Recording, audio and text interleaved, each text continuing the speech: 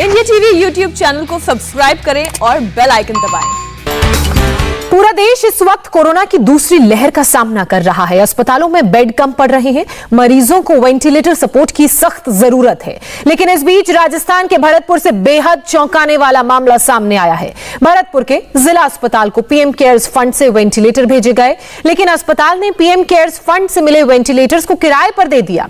Private अस्पताल को ये वेंटिलेटर 2000 रुपए रोज के हिसाब से किराए पर दिए गए हैं और अब आरोप है कि उसी वेंटिलेटर से प्राइवेट अस्पताल 20 से 40,000 रुपए रोजाना की कमाई कर रहे हैं।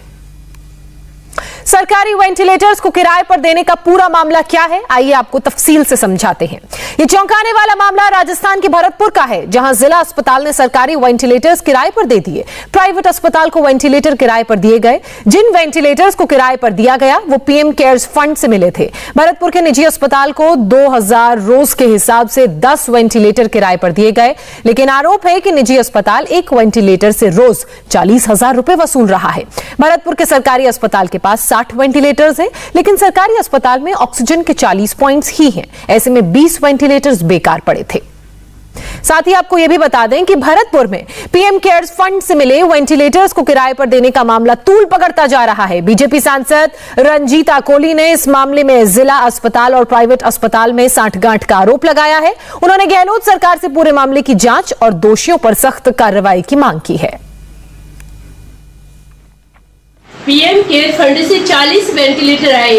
मैं पिछले 2 महीने से लगातार अस्पताल प्रशासन से बार बार पूछ रही हूँ कि वेंटिलेटर कहाँ लगाए हैं, कहाँ पर गए हैं, लेकिन उनका कोई जवाब नहीं है और छुपाते रहे। जिंदल हॉस्पिटल जो हमेशा विवाद में रहा, उसको अस्पताल प्रशासन ने 10 वेंटिलेटर दिए हुए हैं, लेकिन कलेक्टर का कहना है कि वो वेंटिलेटर कंडम थे, लेकिन वो बिल्कुल सही थे। और जिंदल हॉस्पिटल का उन वेंटिलेटरों से मरीजों से 35 से लेकर 40,000 के पैकेज के रूप में वसूल की जा रही है, जबकि भरतपुर में 2 मंत्री होते हुए भी इस तरीके की नाकामी और इस तरीके की ये हमारे मरीजों के ऊपर देखने को मिल रही है, वो बिल्कुल गलत है। इस प्रकार की लापरवाही मिली है।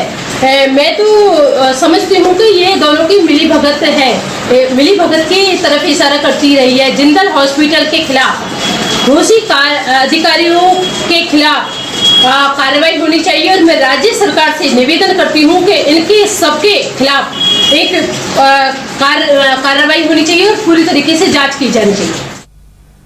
अब आपको जिला अस्पताल की दलील सुनाते हैं। अस्पताल प्रशासन का क्या कहना है वो आपको बताते हैं। अस्पताल प्रशासन का कहना है कि उसने मरीजों के हित में वेंटिलेटर्स को किराए पर देने का फैसला लिया क्योंकि उनके पास 20 फालतू वेंटिलेटर्स पड़े थे। हमारे पास जो स्पेयर में वेंटिलेटर्स पड़े हुए थे वो हमने मरीजों के हितों को देखते हुए कि अगर किसी भी हॉस्पिटल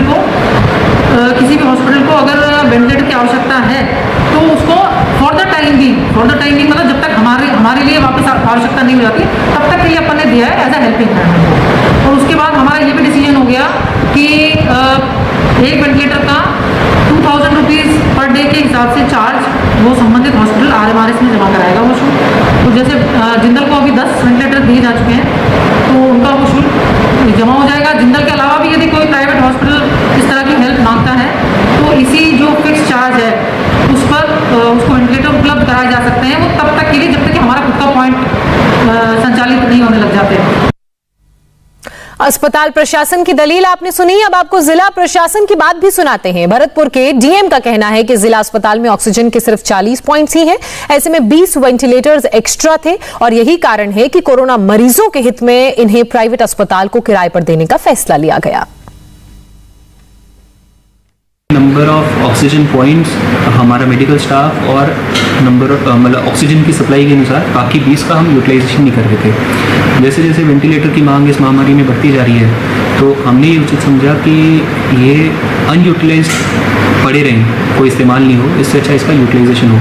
तो हमने सभी प्राइवेट हॉस्पिटल से कहा कि आपको अगर वेंटिलेटर्स की आवश्यकता है और आपकी अगर डिमांड है तो आप हमसे ले सकते हो ऑन कॉस्ट। तो हमने कॉस्ट तय कर दी 60,000 रुपये प्रति माह के हिसाब से कॉस्ट तय है, और एक निजी अस्पताल को हमने दिए। आपके माध्यम से मैं दूसरे अस्पतालों से भी निवेदन करता हूँ कि हमारे यहाँ पे सिस्टम अनयूटिलाइज पड़ा रहे, और इस महामारी में आप अल्टीमेटली कोविड के जो केसेस हैं, जो हमारे कोविड के केसेस लगातार जिले में, पूरे राजस्थान, पूरे भारतवर्ष में बढ़ते जा रहे हैं, उसमें हमारे पास जो सुविधा आज उपलब्ध है उसका इस्तेमाल अगर हम नहीं कर पा रहे, तो आपको अगर आवश्यकता है तो आप हमसे संपर्क कर सकते हैं, हम उपलब्ध कराएंगे। और हमारे पास जब ऑक्सीजन की पर्याप्त मात्रा और पॉइंट्स हमारे पास अवेलेबल रह जाएंगे तो हम उनको वापस यथावत वैसे ही देंगे।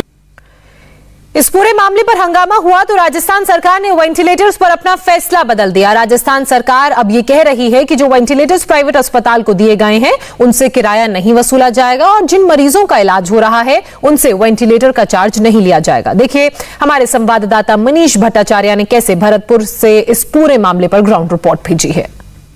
मैं इस वक्त भरतपुर के सरकारी अस्पताल में मौजूद हूँ। ये वो सरकारी अस्पताल है जहाँ पर पीएम केयर फंड से तमाम वेंटिलेटर्स दिए गए, लेकिन इन वेंटिलेटर्स को 2,000 रुपये प्रतिदिन के हिसाब से निजी अस्पतालों को दे दिया गया, और निजी अस्पताल में उन मरीजों से तमाम राशि यानी मोटी राशि वसूली गई जो वेंटिलेटर्स में जिन मरीजों को रखा गया था। हालांकि जब खबर दिखाई गई तब उसके बाद से ये आदेश वापस ले लिए गए, और अब ये आदेश निकाले गए हैं कि निजी अस्पतालों में भी उन मरीजों को भर्ती किया जाएगा जिनको वेंटिलेटर्स की ज़रूरत है, उनसे पैसा नहीं लिया जाएगा।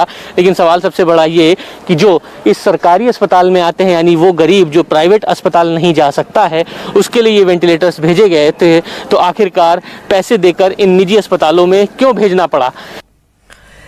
तो आपने संवाददाता मनीष भट्टाचार्य की जिला अस्पताल से रिपोर्ट देखी। अब आपको वहीं के दूसरे यानी कि प्राइवेट अस्पताल की रिपोर्ट दिखाते हैं। ये वही अस्पताल है जहां वेंटिलेटर्स किराए पर दिए गए हैं। पीएम केयर फंड से जो वेंटिलेटर्स आए थे वो भरतपुर के सरकारी अस्पताल में रखे थे, और उसमें से कुछ वेंटिलेटर्स इसी निजी अस्पताल को सौंपे गए जिसका चार्ज 2,000 रुपये प्रतिदिन था। लेकिन इस अस्पताल में मरीजों से उस वेंटिलेटर से प्रतिदिन 35 से 50,000 रुपये तक वसूला जा रहा था, और उसके बाद सरकार ने आदेश निकाल दिए कि निजी अस्पतालों में अब जो वेंटिलेटर सरकार की तरफ से दिए जाएंगे उसमें जो मरीजों को भर्ती किया जाएगा।